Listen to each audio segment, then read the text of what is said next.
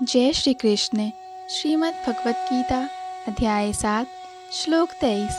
अंतवत्तु फलं तेषां तद्भवतल्पमेधसां देवान् देवा यजो यान्ति मद्भक्ता यान्ति मामपि। अल्पबुद्धि वाले व्यक्ति देवताओं की पूजा करते हैं और उन्हें प्राप्त होने वाले फल सीमित तथा क्षणिक होते हैं।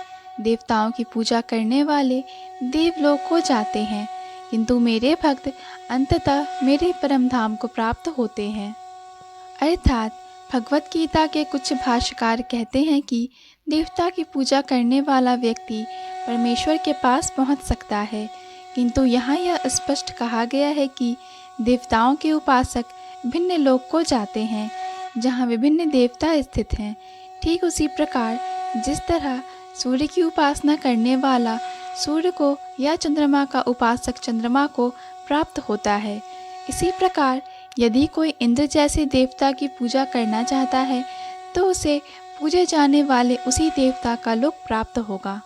ऐसा नहीं है कि जिस किसी भी देवता की पूजा करने से भगवान को प्राप्त किया जा सकता है।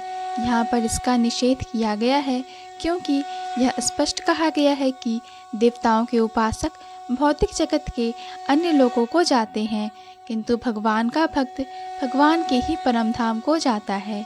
यहाँ यह प्रश्न उठाया जा सकता है कि यदि विभिन्न देवता परमेश्वर के शरीर के विभिन्न अंग हैं तो उन सब की पूजा करने से एक ही जैसा फल मिलना चाहिए, किंतु देवताओं के उपासक अल्पज्ञ होते हैं, क्योंकि वे यह नहीं जानते कि शरीर के किस अंग को भोजन दिया जाए।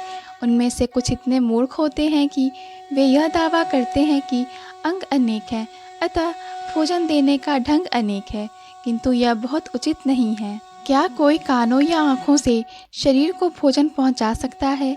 वे यह नहीं जानते कि ये देवता भगवान के विराट शरीर के विभिन्न अंग हैं, और वे अपने अज्ञानवश यह विश्वास कर बैठते हैं कि प्रत्येक देवता पृथक ईश्वर हैं तथा परमेश्वर के प्रतियोगी हैं। यदि कोई देवताओं को तथा अपने आप को परमेश्वर का अंश मानता है तो उसका ज्ञान पूर्ण है, किंतु यदि वह इसे नहीं समझता तो उसे भिन्न लोगों की प्राप्ति होती है जहाँ देवतागण निवास करते हैं।